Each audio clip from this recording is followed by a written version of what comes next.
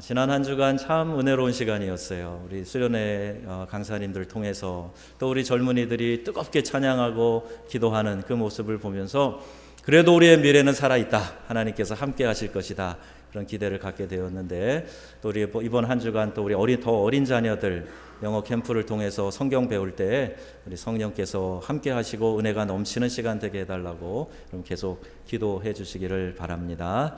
자, 오늘 말씀은요, 큰 용사여 일어나라 이런 제목인데 사사기에 나와 있는 우리 사사들의 활동 가운데 우리 기드온에 대한 이야기를 하게 됩니다. 사람들이 이렇게 유형이 각각 달라요. 기질도 다르고 성격도 많이 다릅니다. 이 사람들을 이렇게 좀 구분하는 분류 방법들이 다양하게 있는데 어떤 분들은 혈액형에 따라서 성격이 좌우된다. 그래서 이제 혈액형을 ABO식 혈액형으로 나눠 놓고 이 사람은 이렇다, 저 사람은 저렇다 이렇게 성격 유형을 나누기도 합니다. 또 행동 유형에 따라서 주도형이냐, 사고형이냐, 안정형이냐, 신중형이냐 이렇게 나누기도 합니다. 주도형인 사람은 막 다 자기가 이렇게 주도하고 이끌고 가고 그래야 행복해하는 그런 스타일도 있지요. 한방에서는요, 체질에 따라서 태양인, 태음인, 소양인, 소음인 이렇게 넷으로 나눠놓고 거기에 맞는 치료를 해야 된다. 이렇게 우리 사람들을 사성으로 나눠놓기도 합니다. 또 심리학적으로 접근해 보면 기질에 따라서 담즙질이냐, 점액질이냐, 다혈질이냐, 우울질이냐 이렇게 나눠요. 담즙질, 성경에 나와 있는 대표적인 사람은 사도 바울입니다. 고집스럽고 주장이 강하고 그런 스타일을 담즙질이라고 해요. 또 베드로 같은 성격을 다혈질이라고 합니다. 급하고 그리고 막 이렇게 열 잘 받고 화끈하고 그런 성격이 다혈질이라 그래요. 여러분 어떤 성격 유형이십니까? 좀 더 전문적으로 나눌 때는 MBTI 혹은 디스크 이런 심리학 툴 통해서 이 사람을 분류하기도 합니다. 삶의 목적을 어디에 두고 살아가느냐에 따라서 소유형이냐 존재형이냐 에릭 프롬이 이야기한 것처럼 이렇게 또 나누기도 합니다. 또 어떤 시간대에 주로 왕성하게 활동하느냐에 따라서 이 사람이 아침형이냐 저녁형이냐 이렇게 나누기도 하지요. 올빼미형이신 분은 늦게 자고 늦게 일어나야 되는데 여러분들은 새벽 기도하는 것도 좀 더 힘드실 거예요. 한 일본 작가가 직장인들을 넷으로 구분을 했습니다. 직장인 유형이 이렇더라. 넷으로 나눴는데 첫 번째는 삶은 개구리형이라는 거예요. 개구리를 물속에 넣고 그 온도를 서서히 알코올 램프로 가열하면은 도망도 안 가고 그곳에서 적응하다가 죽고 마는, 그리고 그 변화를 싫어하는 유형이 여기에 해당합니다. 두 번째는 민들레 홀씨형이라 그래서 이곳저곳 떠다니면서 여기저기 기웃거리는 그런 스타일이 있답니다. 또 세 번째는 해바라기형인데 시대가 아무리 변화를 추구해도 나는 꿋꿋이 한 방향을 바라보겠다. 이게 해바라기형이라는 거예요. 참 변화를 싫어하는 유형 중에 하나겠죠. 네 번째는 그 반대로 카멜레온형이 있답니다. 변화를 즐기고 변화에 적응을 잘하는 그런 유형. 직장인들도 이렇게 유형이 다양하다 그래요. 또 수리형 인생과 정비형 인생이 있어요. 차가 완전히 퍼질 때까지 안 고친다. 그런 사람도 있죠. 고장나서 시동이 안 걸리거나 갑자기 서게 되면 그때서 비로소 고치는 사람. 또 반면에 평상시 정기적으로 카센터를 찾아서 정비하는 그런 유형이 있답니다. 늘 사고치고 후회하는 인생이 수리형 인생이라면 미리미리 대비하는 인생이 바로 이 정비형 인생이라는 거죠. 이 원리를 신앙생활에도 적용할 수가 있습니다. 일이 터질 때까지 절대 기도하지 않고 일이 터져야 비로소 기도하는 그런 사람들이 있어요. 그래서 기도를 낙하산으로 사용하는 거죠. 낙하산 기도라고 합니다. 낙하산이 아무데나 펴지는 게 아니잖아요. 비상시에 떨어질 때 그때 착 펴져서 안전하게 착륙시키는 장치인 것처럼 기도를 그렇게 사용하는 거예요. 평상시에 큰 문제 없으면 안 해. 그러다가 어려운 문제가 생기면 그제서야 기도를 하는 이런 유형이에요. 그래서 감사합니다. 하나님께 영광 돌립니다. 주님 사랑해요. 하나님과 교제함에 기쁨이 있네요. 이러면서 하는 대화식 기도는 하나도 없고, 이러한 기도 대부분 살려주세요, 도와주세요, 이번 한 번만 해결해 주세요, 이런 기도가 대부분 이렇게 비상시에 하는 기도, 이런 정비형 인생이 하는 기도라는 겁니다. 여러분은 어느 유형에 해당하십니까? 이런 사람들의 기도에 또 한 가지 특징이 있는데, 형편이 좋아지면 금세 옛날로 돌아가는 거예요. 그냥 금방 다시 차가워지고 시들시들 믿음 생활 열정적으로 안 하고 이렇게 돌아간다는 겁니다. 시골 농부가 황소를 끌고 나무 다리를 건너면서 불안해하고 있습니다. 황소가 무겁잖아요. 나무 다리를 건너려니까 좀 불안했어요. 바람도 붑니다. 비도 부슬부슬 내리는데 나무 다리 중간쯤 가니까 부지직 소리가 나는 거예요. 아이고 큰일 났다. 그 순간 기도합니다. 하나님, 무사히 이 다리를 건너게 해주시면 이 황소를 바치겠습니다. 그렇게 기도를 했어요. 그러니까 기도 덕분인지 거의 다 이제 건너오게 됐습니다. 그 순간에 이제 아까운 생각이 들었겠죠. 그래서 기도를 바꿉니다. 하나님, 소는 농사에 써야 되니까 염소를 드리면 안 될까요? 그 순간 다시 부지직 소리가 더 크게 납니다. 그때 아이고 하나님, 농담도 못합니까? 그리고 기도를 마무리했다는 거예요. 이게 우스갯소리지만요, 사실 우리가 신앙생활하면서 이런 유형의 신앙생활을 할 때가 많습니다. 급하면 하나님께 서원 기도도 드리고 작정 기도도 하고 막 새벽을 불사하고 나가서 피곤이 어디 있어요? 피곤해도 그냥 나가서 기도하고 그러는데, 급한 불 꺼지면 다시 시들시들, 다시 싸늘해지고 열심히 식어지고 다시 위기가 생길 때까지 또 평온하게 그렇게 지내는 것. 이게 바로 오늘 우리의 신앙의 모습의 한 단면이 아닐까 생각해 볼 수가 있습니다. 여러분은 수리형입니까? 정비형입니까? 하나님은 우리가 정비형이 되기를 원하세요. 평상시에 미리미리 틈틈이 우리의 신앙을 돈독히 하고 하나님과의 관계를 깊이 하고 교제하는 그런 삶을 살기를 원하십니다. 여러분, 평상시 잘 준비된 신앙인이 되시기를 주님의 이름으로 축원합니다. 잘 준비하셔야 돼요. 매일매일 잘 준비하셔야 돼요. 사사시대에 이스라엘 사람들은 명백한 수리형이었어요. 평안할 때는 절대로 하나님을 찾지 않았습니다. 자기 생각, 자기 기준, 자기가 원하는 대로 모든 일을 행했던 거지요.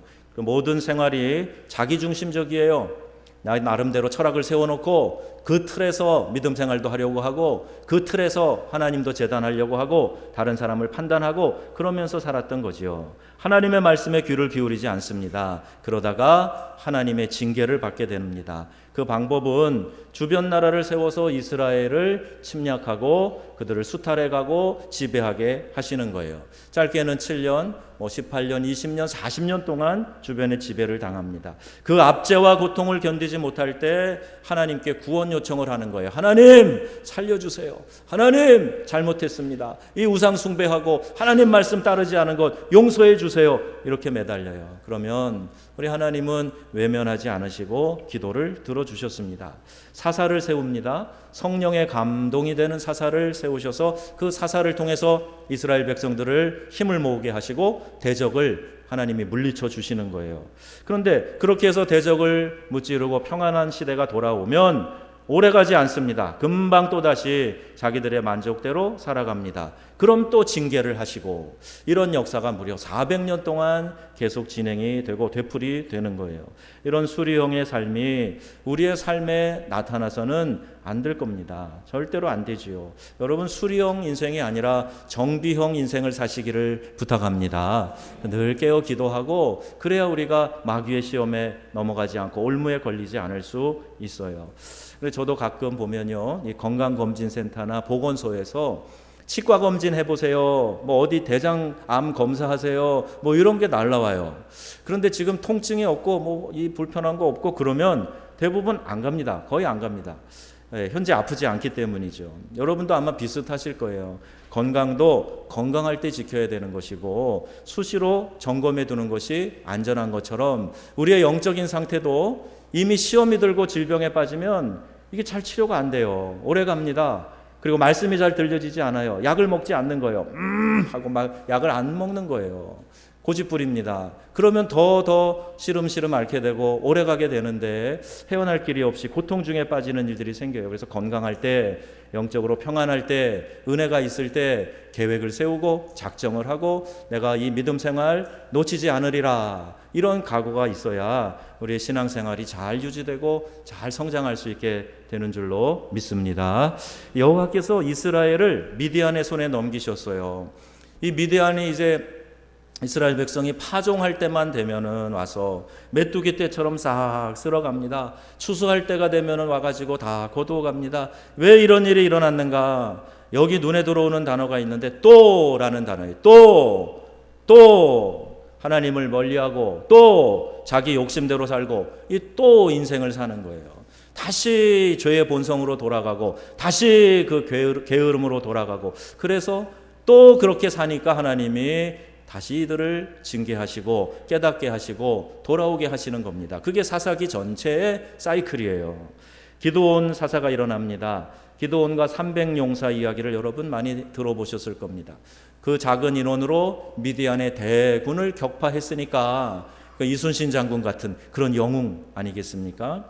이스라엘을 미디안의 압제에서 구원하고 화평의 시대를 가져왔어요. 사사기에 등장하는 사사가 약 13명인데 모두 독특한 개성, 다양한 사람들이었습니다. 똑같은 사람들이 아니고 다양한 사람들을 세워서 하나님의 역사를 이루어 가시는 것을 볼 수가 있어요. 우리의 믿음 생활에는 딱 하나의 그 모델이 있는 게 아니에요. 여러 다양한 모델이 있어요. 은사도 다양합니다. 주님은 같으시고 성령은 같으시지만 우리의 모양이 다 달라요. 은사가 다 달라요. 잘하는 것이 있고 또 좀 부족한 게 있어요. 근데 이것을 다 하나로 풀빵처럼 찍어내면 더 멋이 없습니다. 그 각자의 그 다양함을 하나님이 사용하셔서 일을 맡기신다 하는 것을 알 수가 있는데, 잘난 사람만 하나님 쓰시냐? 아니에요. 부족한 사람, 아주 평범한 사람도 쓰시는데 오늘 기드온이 바로 그런 예입니다. 또 왼손잡이 에훗을 사용하셨는데 에훗은 오른손을 쓰지 못하는 불구자였어요. 왼손잡이들이 그 당시에 좀 이렇게 치부당하기는 했는데 아예 오른손이 또 불구자이기까지 합니다. 그러니까 장애인으로 하나님 앞에 부름받은 사사였지요. 이번 학생의 주강사, 수련회로 주강사로 오신 분이 이 안희환 목사님이 중학교 때 교통사고로 팔이 없어요. 그래서 팔 이만큼이 가짜 의수를 끼고 다니는 분이에요. 그분의 그 간증을 들으면서 많이 공감하고 우리 학생들이 은혜를 받는 그런 모습을 보았습니다. 근데 하나님이 그렇게 귀하게 사용하시는 그 모습이 참 더욱 은혜가 되었어요. 드보라는 여성입니다. 여성은 요수아의 대통령도 되지만 그 당시에는 여자들은요, 사람들 모여있는 숫자 셀 때 헤아리지도 않았어요. 우리나라 형편도 크게 다르지 않았습니다. 그런데 그런 드보라가 사사로 하나님께 쓰임을 받게 됩니다. 입다라는 사사는 기생의 아들입니다. 삼손은 드라마틱한 인생을 살았던 사람이에요. 이에 비교하면 기드온은 아주 평범한 보통 사람입니다. 그가 사사가 된 것은 분명한 메시지가 있지요. 어떤 인간적인 약점을 가졌고 또는 지극히 평범한 사람, 저와 여러분 같이 그냥 어디 내놔도 그냥 보통 사람, 그런 사람들도 성령의 감동이 임하면 하나님께서 크게 사용하실 수 있다. 그 메시지를 우리에게 주시고 있는 겁니다. 자, 하나씩 보겠습니다. 11절 말씀에 보면 여호와의 사자가 기드온을 찾을 때 밀을 포도주 틀에서 타작하고 있습니다. 이게 무슨 짓인가요? 포도주 틀은 포도를 거기서 짜내서 포도주를 만드는 그것에 사용해야 되는데 들판에서 펼쳐놓고 탈곡해야 될 이 밀을 포도주 틀에서 지금 타작하는 아주 소심하고 겁 많은 그런 사람입니다. 다른 이스라엘 사람과 다를 바가 없지요. 왜? 미디안 사람들에게 들키지 않으려고 숨어서 그거라도 지키려고 지금 밀을 포도주 틀에서 타작하고 있는 거예요. 15절에 오 주여 내가 무엇으로 이스라엘을 구원하리까? 이렇게 반문합니다. 하나님의 사자가 그에게 명을 하여도 내가 무슨 힘이 있다고 이스라엘을 구원합니까? 아이고 저는 나서지도 못해요. 나의 집은 므낫세 집에서 가장 약하고 내 아버지 집에서도 작은 자라는 거예요. 여러분 이거는 겸손이 아닙니다. 본인을 낮춰서 한 얘기가 아니라 이렇게 강한 열등감에 자괴감에 자신감이 없어서 이런 이야기를 하고 있는 거예요. 자기 민족의 어려움에 대한 불타는 구령의 열정, 그것을 지닌 사람이 아니었습니다. 집안에서조차도 기대와 총망을 받는 그런 사람이 아니다라는 고백을 스스로 하고 있는 겁니다. 그래서 하나님께서 그에게 다시 이 사명을 주시면서 용기를 불어넣어 주시는 거죠. 글을 쓰시겠다고 하나님 작정하셔서 하나님의 계획은 우리 사람들의 변명과 형편에 따라 좌지우지되지 않습니다. 그에게 먼저 미션을 주시는 거예요. 먼저 미디안과 싸우기 전에 해야 할 일이 있다. 너희 집에 있는 바알과 아세라 신상부터 찍어버려라. 그렇게 말씀하시는 거죠. 이렇게 우상 숭배가 그들 가운데 깊이 뿌리내리고 있다는 것을 알 수 있지 않습니까? 집에 바알과 아세라 신상이 있는 거예요. 그런데 보니까 아버지의 가문과 그 성읍 사람들이 두려워서 이 일을 감히 낮에 행하지 못하고 밤에 행하니라 그랬어요. 낮에 가서 그냥 용기 있게 하다가는 그냥 아주 요절이 날 것 같으니까 밤에 살짝 가서 누가 했는지 모르게 명령은 있고, 그러니까 그때 이렇게 하겠다는 거예요. 아주 소심한 사람이죠. 이때에도 보니까 17절 말씀에 내게 말씀하시는 당신이 정말 하나님이신 것을 분명하게 보여주세요. 이렇게 요청합니다. 그가 후에 미디안을 공격했을 때, 미디안의 공격이 왔을 때 마음이 졸여서 하나님께 또다시 표적을 달라고 구하지요. 여러분 잘 아시는 이 기드온의 양털입니다. 이슬이 양털에만 내리고 땅에는 내리지 않게 해달라 그래요. 하나님이 그렇게 들어주셨어요. 자연 법칙을 깨는 그런 응답을 해주신 겁니다. 그러면 됐지. 그걸로 만족하지 못하고 또다시 그 다음엔 반대로 그렇게 요청을 합니다. 이 이슬이 땅은 내리는데 양털에는 내리지 않게 해주세요. 또 이렇게 사인을 요청합니다. 왜 이렇게 할까요? 약하기 때문이에요. 담대함이 없기 때문입니다. 영웅적인 이미지가 아니고 겁이 많고 우유부단하고 내성적인 찌질한 그런 사람이에요. 보통 사람이에요. 신중하고 안정적인 사람이라고 좋게 평가할 수 있는지는 모르겠지만 적어도 영웅적 기질은 없는 사람이에요. 리더십이 있고 카리스마가 있고 그리고 사람들에게 일어나자! 우리가 대적을 향해 나가자! 이렇게 선동할 만한 그런 배짱이 전혀 없는 아주 평범한 사람입니다. 평범한 그가 어떻게 위대한 구원의 일을 이룰 수 있었는가? 하나님이 하신 거예요. 하나님이 하신 겁니다. 아주 평범한 사람이지만 하나님의 영에 감동이 되니까 이와 같은 일이 일어난 거예요. 이스라엘의 구원이 사람에게 달린 것이 아니라 하나님에 의하여 주도되는 것이다. 이것을 가르쳐 주시는 거죠. 아무리 위대해 보일지라도, 아무리 그 사람이 능력이 있어 보일지라도 그 사람은 하나님의 도구이고 하나님의 대리인인 것이지 그 사람이 대단해서 능력 있는 일을 행한 것이 아니다 하는 것을 우리에게 알려주시는 겁니다. 그런데 성경에는 하나님의 사자가 그를 큰 용사여 이렇게 부르고 있습니다. 그는 이 용어에 어울리는 사람이 아니에요. 앞에서 쭉 설명을 드렸지만 큰 용사라는 말은요, 우리 표현에는 이렇게 만든 단어 같지만 영미식이나 프랑스에는 이 단어가 있어요. 프랑스에도 와이앙솔다, 그런데 이 사람은 이 아주 능력 있는 장군 같은 힘 있는 사람을 말해요. 그래서 그냥 사람들을 일으키고 대적을 향해서 나가서 담대하게 싸우고 승리를 거두고 영웅 중에 영웅인 사람, 이 사람을 큰 용사라 하거든요. 그런데 지금 하나님의 사자가 이 찌질한 기드온에게 큰 용사요 이렇게 부르는 게 전혀 용어 자체가 어울리지 않는 겁니다. 용사도 아니고 더더욱이 큰 용사는 아닙니다. 적절하지 않은 표현이에요. 그런데 왜 하나님께서 그를 큰 용사라고 부르셨는가? 무엇보다 지금 현재의 모습이 아니라 장래, 미래의 기드온의 모습을 보고 그렇게 부르신 것이다. 이렇게 보는 거예요. 하나님은 우리의 현재보다 미래를 보시는 하나님이신 줄로 믿습니다. 마귀는 자꾸 과거를 돌아보게 해요. 마귀는 과거를 돌아보게 합니다. 그 과거에 묻기라고 그러는 거예요. 그런데 하나님은 과거가 어쨌든, 아니 지금 너의 모습이 형편이 어떻든 그거 중요하지 않아. 그거 개의치 않아. 앞으로 나와 함께하면 내가 너의 능력이 되어줄게. 이게 하나님의 마음이에요. 그래서 하나님은 우리의 미래를 보시고 그 가능성을 보시고 우리에게 이와 같이 말씀해 주시는 겁니다. 여러분, 우리는 이 미래의 가능성을 보시는 하나님께 붙들린 바 되어야 돼요. 하나님이 우리를 그렇게 보시는데 우리가 스스로를 계속 할 수 없다고, 나약하다고, 나 찌질해요 그리고 있어서는 안 된단 말입니다. 나에게 힘을 주신다고 말씀하시는 분이 만왕의 왕이신 우리 하나님 여호와 하나님이세요. 그분을 의지하고 믿음으로 일어서면 하나님 앞에 우리 모두가 다 귀하게 쓰임받을 줄로 믿습니다. 장차 그 기도원을 통해 이루실 일들을 하나님이 보신 거지요. 하나님은요, 기도원뿐만이 아니라 오늘 우리도 그런 가능성으로 바라보고 계세요.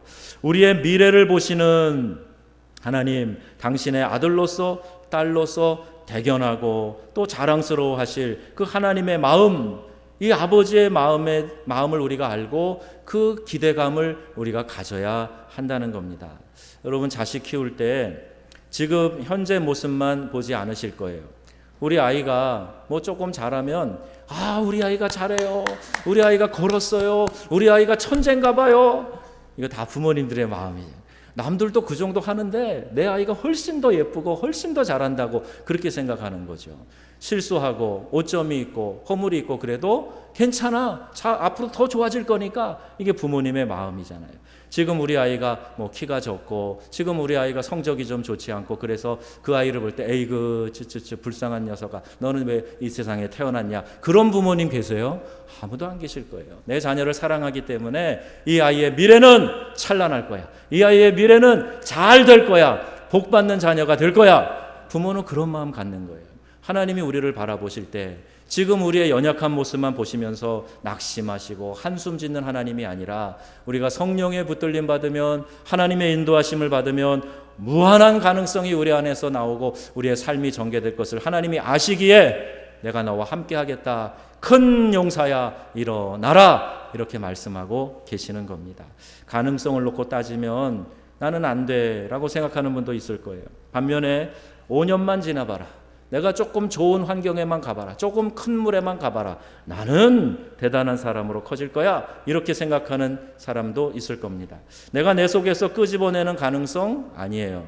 내가 지금 강한 자신감에 있다고 할지라도 그건 여러분 속에서 여러분 스스로 끌어낸 자신감이고 보장이 안 되는 자신감입니다.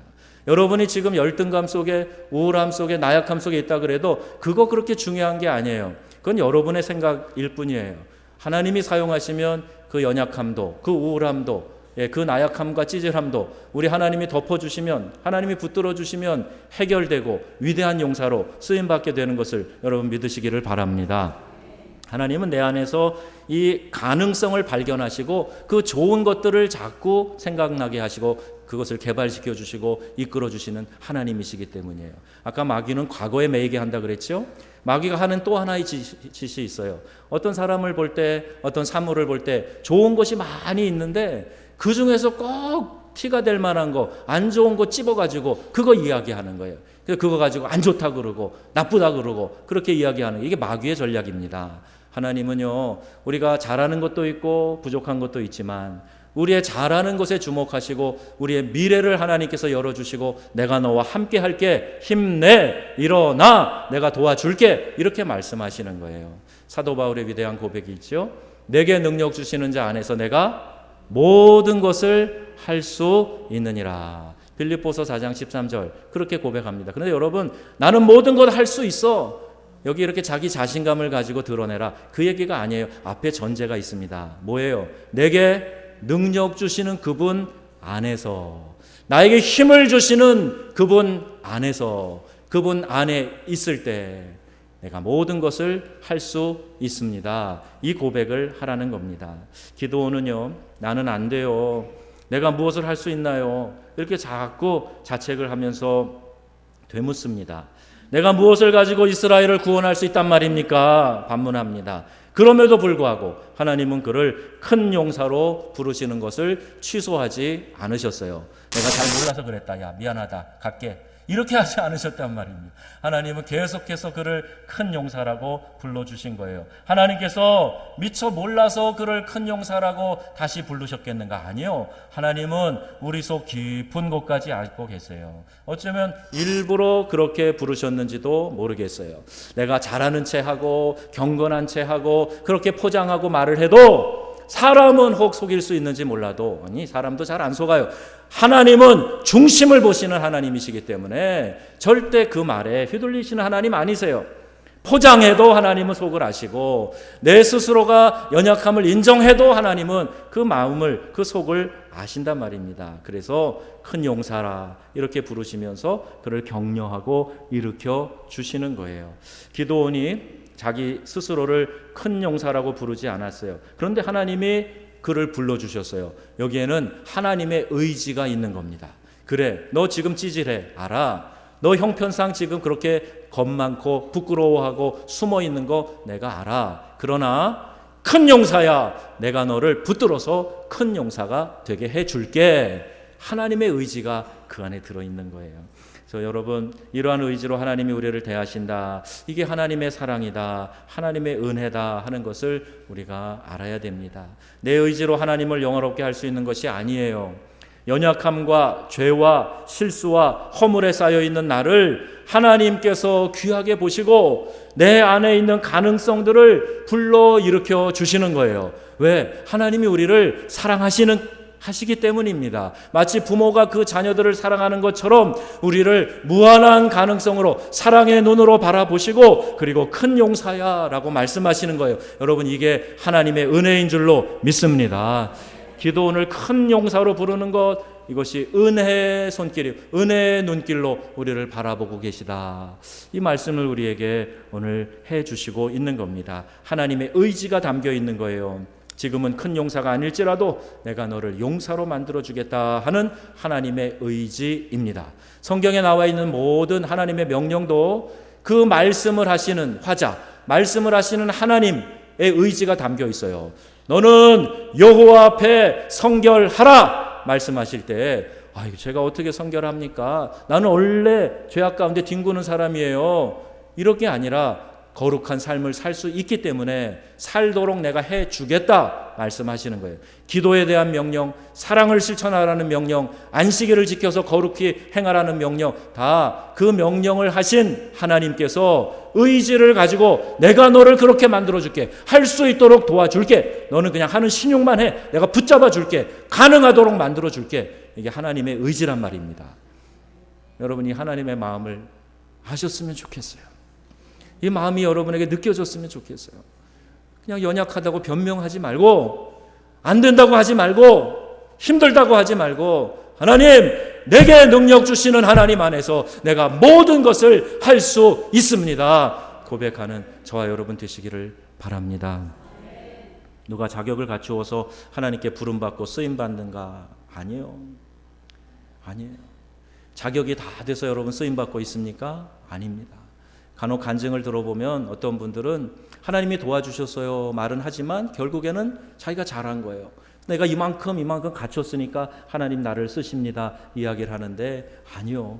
원인부터 우린 다 똑같아요. 다 부족해요. 그냥 그때 작은 승리를 이루어 왔으니까 그 사람이 대단해 보이는 거죠. 그런데 그 모든 과정에서 하나님이 도와주시지 않았으면 그도 아무것도 아닙니다.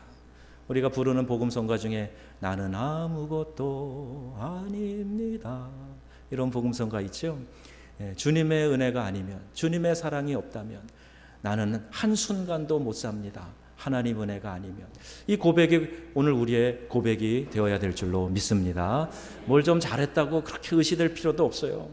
내가 하나님의 은혜 아니면 한순간도 살아갈 수 없는 사람이니 주여 은혜를 베풀어 주시옵소서. 매 순간 하나님의 은혜를 구하셔야 돼요. 과거에 열심히 했다고 지금 기도 안 하고 지금 예배 잘 안 드리고 그래도 될 것 같습니까? 아니에요. 착각하시면 안 됩니다. 지금 내가 매일매일 매 순간 주님과 동행하고 예배로 결단하고 말씀 붙들고 세상으로 나가지 않으면 언제든지 우리가 다 퍽퍽 쓰러질 수밖에 없는 연약한 존재들이에요. 여러분, 이 마음을, 우리 주님의 마음을 아셔서 우리를 큰 용사로 일으켜 주시기를 원하시는 주님의 손 붙들고 믿음으로 응답하고 전진하시기를 우리 주 예수님의 이름으로 축원합니다. 모자라고 허물 많고 연약한 자를 세워서 큰 용사로 사용하시는 것 하나님의 계획이에요. 하나님이 기뻐하시는 뜻입니다. 그것이 바로 하나님의 은혜다 하는 것을 우리가 알아야 합니다. 나 같은 것, 내가 뭔데 하나님 사랑하셔서 이 땅에서 승리로운 삶을 살기를 원하시냐 말이에요.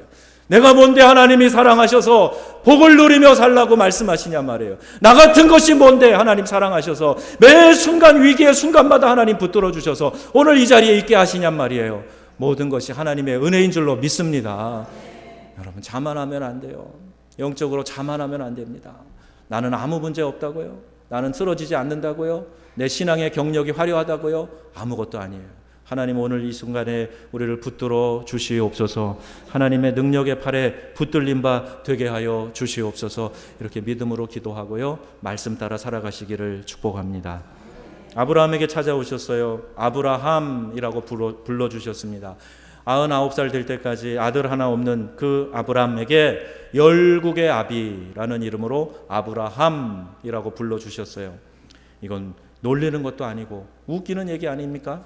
지금 아들 하나도 없는데 이 열국의 아비가 된다. 내 자손이 지금 많이 있으면 혹시 그 얘기가 적당한지 몰라요. 하나도 없어요.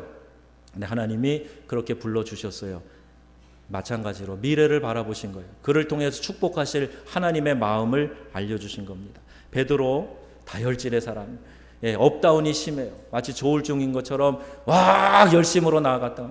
내가 주를 위해 목숨을 내놓겠습니다. 다 떠나도 나는 주님을 버리지 않겠습니다. 호언장담했어요. 그러나 그도 실패합니다. 여러분, 이 영적인 영역에는요, 절대 호언장담해서는 안 돼요. 근데 바울도 또 그래, 베드로도, 여러 하나님의 사도들, 종들도, 또 여기 사사들도 자만하면, 왕들도 자만하면 누구든 넘어질 수가 있어요. 근데 베드로가 이렇게 호언장담했어요. 그도 실패합니다. 작은 여종 앞에서 3번씩 예수님을 모른다고 부인하고 저주까지 해서 부인합니다. 주님이 처음 그를 만나셨을 때 이 베드로에게 시몬, 그를 게바, 반석이라고 불러주세요. 반석이라고 불러주세요. 내가 너를 그렇게 만들어주겠다. 하나님의 의지, 우리 주님의 의지가 거기 들어있는 거예요. 그 믿음의 반석 위에, 너의 그 반석 같은 신앙 위에 내가 나의 교회를 세우겠다. 이렇게 말씀하시고, 그걸 바라보시면서 처음 만나셨을 때부터 게바, 반석이라고 그의 이름을 불러주신 거예요. 시몬이라고 하지 않고 게바, 반석이라고 부르셨어요. 하나님이 의지를 가지고 하신 일은 이루어지지 않는 것이 없다. 여러분, 믿으시기를 바랍니다. 하나님이 뜻을 정해서 하시는 일은 안 되는 일이 없는 줄로 믿습니다. 하나님의 의지, 하나님의 열심, 이것에 우리가 주목해야 돼요. 하나님은 뜻을 정하시고 행하시는데 아무리 원수 마귀가 방해를 해도, 아무리 사람들이 술수를 써도, 그러나 하나님이 뜻하고 계획하신 일은 반드시 이루어지는 줄로 믿으시기를 바랍니다. 하나님은 우리에게 동일하게 같은 마음으로 가능성의 안목을 가지고 우리를 바라보고 계세요. 그리고 하나님께서 그 가능성을 이루어가고 계십니다. 나는 아무것도 할 수 없는데 하나님은 내 속의 가능성을 보시고, 내 안에 있는 이 동기의 순수성을 보시고, 하나님 앞에 그래도 어쨌든 연약해도 내가 하나님의 자녀로 성실하게 떳떳하게 살아야지 하는 그 마음 하나 보시고 우리를 붙드시고 구원해 주시고 건져내신다는 말이에요. 우리가 살아가는 모든 것이 그래서 전적으로 하나님의 은혜인 줄로 믿습니다. 하나님께서 의지를 가지고 우리를 만들어가고 계시는 거예요. 아직 공사 중이에요. 다 만들어지지 않았어요. 다 성숙하지 않습니다. 그러니까 자꾸 못한 것이 있어서 서로 찌르고 부딪히고, 그런 마음 상처받고 그런 마음이 생기지 않습니까? 하나님이 만들어가고 계시다 하는 것을 우리가 알아야 돼요. 하나님은 가능성을 보고 우리를 지어가고 계시는데 우리는 다른 사람들의 약점을 보고 저 인간 저래서 안 된다고, 저렇기 때문에 나는 사귈 수 없다고, 여러분 그러면 되겠습니까? 하나님은 당신의 눈으로, 이사야 43장에 보면 내가 내 눈으로 볼 때 너는 보배롭고 존귀하다 이렇게 말씀하셨는데, 감히 우리 중에 누가 하나님의 눈으로 보배롭고 존귀하다고 말하는 그 사람에 대해서 비난하고 지적질하고 그 나쁘다고 말하고 그렇게 할 수 있습니까? 하나님의 눈을 가지시기 바랍니다. 하나님의 눈을 가지시기를 바랍니다. 하나님의 기준으로 보시기를 바랍니다. 하나님의 눈으로 바라보시기를 주님의 이름으로 축원합니다. 이게 은혜란 말이에요. 이게 은혜의 삶을 살아가는 방식이에요. 기드온도 말씀과 사명 앞에 자신감을 보이지 못했어요. 그러나 하나님은 그를 큰 용사로 만들어가고 계시는 겁니다. 어떻게 이루어 가시는가 보세요. 첫 번째 방법은 말씀을 통해서 확신을 심어주시는 거예요. 여호와께서 너와 함께 계시도다. 14절 여호와께서 너를 보내신 것이 아니냐. 오늘 16절 미디안 사람을 한 사람 치듯 할 것이다. 이렇게 말씀하시는 거예요. 하나님의 말씀이 우리의 심령으로 들려지면 우리가 아무리 우리가 연약하고 용기가 없어도 말씀을 계속 듣게 되면 그 안에서 용기가 생겨나게 될 줄로 믿으시기를 바랍니다. 이따 간증에도 나오겠지만 이 안희환 목사님이 성령이 임재하니까 그 모든 열등감에서 벗어나서 용기 있게 일어나는 그 모습을 간증했어요. 하나님은 동일하십니다. 말씀을 통해 우리를 격려하시고 우리에게 용기를 주시고 우리를 세워주십니다. 소심해서 자꾸 뒤로 물러나던 기드온은 하나님의 말씀을 통해서 그가 세워져 가는 것을 오늘 우리에게 증거하고 계시는 거예요. 두 번째 방법은 보여주시는 거예요. 여러분 말씀이 들려지면 이제 살아날 가능성이 있는 거예요. 말씀을 듣지 못하면 계속 그 어둠 속에서 헤매이게 됩니다. 말씀이 들려줘야 돼요. 그리고 하나님 앞에 보여달라고 확신 달라고 기도했어요. 기드온이 확신을 달라고 보여달라고 했을 때 하나님이 혼내지 않고 그에게 보여주세요. 고기와 무교병을 반석 위에 올려놓아라. 그때 불을 내려 보여주십니다. 양털 뭉치에만 이슬을 내려달라고 했을 때 그대로 보여주십니다. 눈으로 보고 의심하지 말고 확신하라는 거예요. 하나님은 구하지 않은 것까지 체험하게 해주시는데 기드온이 요청하지 않은 것까지 하나님은 보여주시면서 그가 확신을 갖게 하시는 거예요. 사사기 7장에 부하 한 명과 이 미디안 진지로 가려고 할 때 자기들끼리 꿈 이야기를 하죠. 보리떡 한 덩이가 와서 우리 진지를 박살내더라. 옆에 있는 사람이 해석해줘. 야, 그 보리떡 기드온이야, 기드온. 그러면 적진이 덜덜 떨게 됩니다. 불안에 떨게 되는 거죠. 요청하지 않아도 하나님께서 이렇게 나타나 주시는 거예요. 꿈에도 보여주시고 말씀으로 알게 하시고 상황으로 사건으로 깨닫게 해주시는 거예요. 더욱 확신을 주시기 원하시는 겁니다. 여러분 하나님의 음성을 들으시고 여러분 삶에 보여주시는 확실한 하나님의 응답이 있어지기를 주님의 이름으로 축복합니다.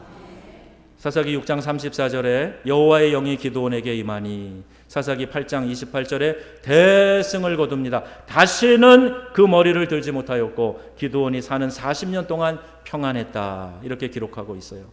오늘 이 사사 기드온 이야기의 핵심이 무엇입니까? 믿음 안에서 어떤 작은 것도 작은 것이 아니고 어떤 큰 것도 큰 것이 아니라는 이야기예요. 아무리 작은 것도 하나님의 손에 붙들리면 큰 일을 이룰 수 있다.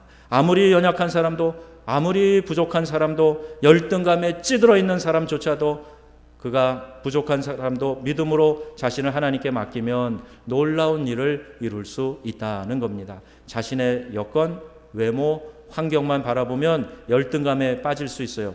그러나 그 열등감을 극복할 수 있도록 하나님이 도와주신다 하는 거예요. 자기 환경, 미디안을 볼 때 불안에 떨었지만 하나님 바라보며 일어서서 쓰임 받을 때는 300명을 거느리고 미디안의 큰 군대와 싸워 이기게 하신 겁니다. 기드온이 처음부터 큰 용사였습니까? 아니에요. 여러분의 지금 모습이 큰 용사가 아니어도 괜찮습니다.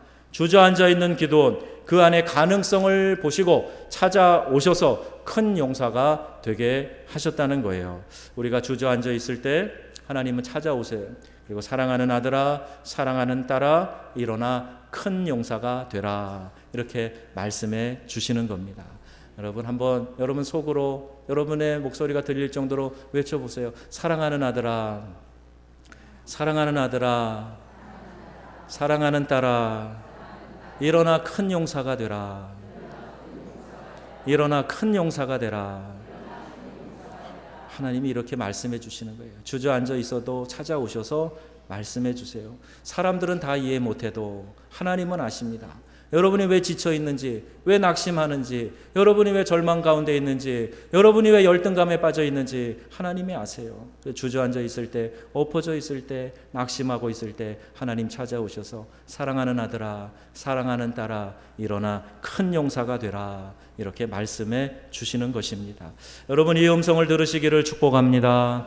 하나님께서 당신의 의지를 가지고 우리를 만들어 가십니다. 기드온의 한 일은 하나님의 인도하시는 것에 자신을 맡긴 것밖에 없어요.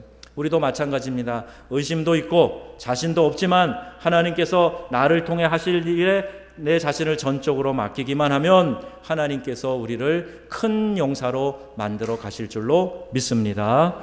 우리 강사로 오셨던 안희환 목사님 간증을 제가 조금 요약해서 말씀을 드려볼게요. 너무 자란 시절이 불우했어요. 판자촌, 가난하디 가난한 곳에서 어린 시절 태어나서 자랐답니다. 얼마나 가난한가 묘사를 하는데 참 눈물겨워요. 그 중에 하나가 비만 조금 오면은요, 그냥 저도 어렸을 때 그런 광경 많이 봤는데 시커먼 물이 그냥 막 길가에 막 집 안에 들어오고 그러잖아요. 근데 워낙 어려운 지역, 배수도 안 되는 판자촌이니까 비만 조금 오면 그냥 화장실에 물이 넘쳐가지고 그 푸세식 화장실, 그냥 그 누런 것들이 둥둥 떠다니는 그런 환경에서 자라면서 늘 피부병 앓고, 아버지는 술 중독자 노름꾼이에요. 참 희한한 것은 한 번도 노름판에서 뭘 따오신 적이 없다는 거예요. 그럼에도 꾸준히 노름을 하시는 아버지 밑에서 자랐답니다. 어린아이 희화는 마음고생을 많이 했다는 거예요. 자기 그렇게 얘기합니다. 20원짜리 자야과자, 저도 생각나요. 라면 튀긴 것 같은 거. 산도 사 먹을 돈이 없었다는 거예요. 그래서 초등학교 때부터 신문을 돌리는데, 신문 돌리다가 어느 집에 갔더니 개가 반겨 나오더니 갑자기 그냥 자기를 물었다는 겁니다. 이게 물려가지고 막 피가 철철 나니까 그 집주인이 쫓아나와서 그냥 안타까워가지고 어쩌지 그러면서 약 사 먹어라, 그리고 1,000원을 줬대요. 근데 그걸 약을 사 먹은 게 아니라 자야를 사가지고, 산도를 사가지고 먹으면서 다음에도 한번 개 또 물렸으면 좋겠다, 과자 먹었으면 좋겠다, 그랬다는 얘기예요. 그런데 이제 중학교 1학년 때 역시 신문을 돌리다가 그땐 자전거 중고를 하나 얻어갖고 뒤에 놓고 이렇게 가는데 그만 덤프 트럭이 와서 들이받아가지고 이 아이가 떨어진 거예요. 근데 이제 그 당시에는 그런 일이 종종 있어요. 이 나쁜 운전사들이 그럴 때는 돈이 더 드니까 아예 세상 떠나게 한다고 다시 뒤로 와가지고 밟았는데 용케 피해져가지고 이쪽 팔 하나가 완전히 드드드득하고 완전히 으깨졌다는 거예요. 정신을 잃은. 그리고 그 상황에서 그 차 밑에서 나와가지고 그 차 문을, 유리문을 두드리면서 아저씨 저 병원 데려다 주세요. 아저씨 저 병원 데려다 주세요. 그리고 기절을 했는데 그래도 양심 있는 사람인가 병원에 데려다 줘서 피 철철 나서 죽을 아이가 겨우겨우 살아났는데 깨어나 보니까 여기 팔이 없더라는 거예요.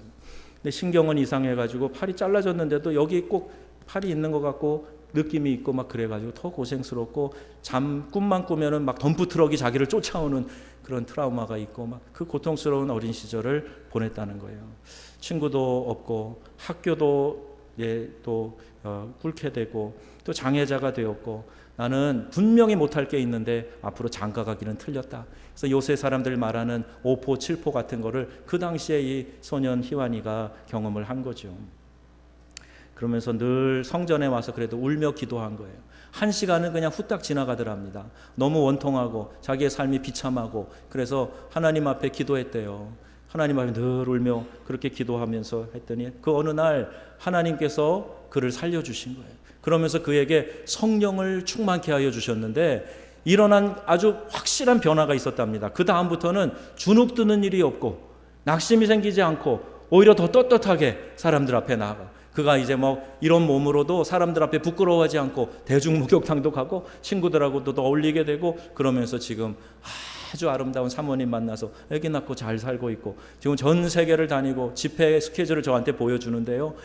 아이고 막 깨알 같은 글씨로 1년 집회 계획이 다 잡혀 있어요. 가면서 자기는 하나님 평생 하나님 말씀 증거하는 일 하겠습니다. 저 살려주세요. 저 도와주세요. 저 구해주세요. 기도했는데 하나님의 성령이 그에게 임하고 난 다음부터는 용기가 충만해서 그 길을 걷고 있고 지금 그렇게 인생을 살고 있다는 거예요. 하나님께 얼마나 귀하게 쓰임받는 사람이 되었는지 모릅니다. 여러분, 우리 모두가 다 평범할지라도 주의 성령이 우리에게 임하시면 우리 모두가 다 큰 용사로 일어나게 될 줄로 믿으시기를 바랍니다. 수련회 폐회 예배 때 제가 설교를 했어요. 좋은 강사님, 방송국 PD도 와서 특강 참 은혜롭게 해주시고 좋은 은혜의 말씀을 정리해서 이제 마지막 결론처럼 해야 되겠다 싶어서 하나님께 쓰임받는 사람이라는 제목으로 설교를 했습니다. 하나님 나를 사용하시옵소서. 우리가 이 마음을 가지고 나아갈 때 하나님 우리의 어떤 형편이든지 그거 개의치 않으시고 오늘 우리에게 성령 부어주시고 주의 손 붙드시고 우리를 사용해 주실 줄로 믿습니다.